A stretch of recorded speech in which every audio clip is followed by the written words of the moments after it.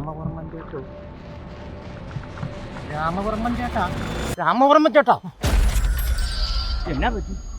ഒരു പ്രശ്നമുണ്ട്. ചേട്ടൻ കാര്യം പറ. ഞാൻ മരത്തിൽ കയറി അങ്ങ് തൂങ്ങും. തൂങ്ങിയാൽ തീരുന്ന പ്രശ്നമാണ് അങ്ങ് തൂങ്ങിയേക്കണം. അതല്ലടാ, എൻ്റെ മോൾക്ക് ഒരു പ്രശ്നമുണ്ട്. പ്രേമം, MDMA, പ്രേമം ഒരു വകയ്ക്കും കൊള്ളാത്ത ഒരു ജോലിയും ഇല്ല. കുടുംബമാണെന്നുണ്ടെങ്കിൽ വളരെ മോശം. ചതിയായി പോയല്ലോ ചേട്ടാ. തീർക്കണം. അവനെയോ അവളെയോ? അവളെയല്ല, അവനെ.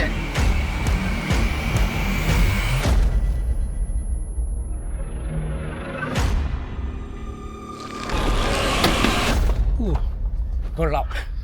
ദുരഭിമാനക്കൊല അല്ലേ? അതാണല്ലോ ഇപ്പോഴത്തെ ഒരു ഫാഷൻ. യെസ്.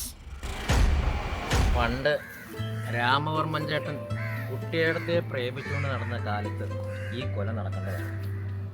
അന്ന് ആ കൊല നടന്നായിരുന്നെങ്കിൽ ഇന്ത്യ കൊട്ടേഷൻ കൊടുക്കാൻ ചേട്ടൻ ഉണ്ടാകത്തില്ലായിരുന്നു.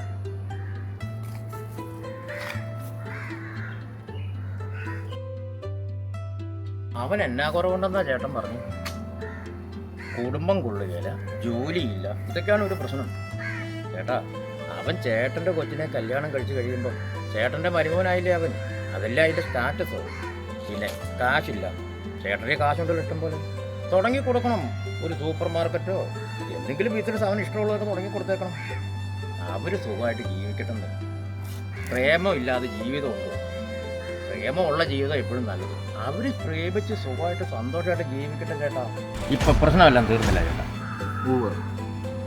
നീ എൻ്റെ കണ്ണ് തുറപ്പിച്ചു. ഈ നന്ദി മറന്നാലും ഞാൻ മരിക്കും. രാമവർമ്മൻ ചേട്ടാ, ഞാൻ എന്നാ പോയേക്കാം.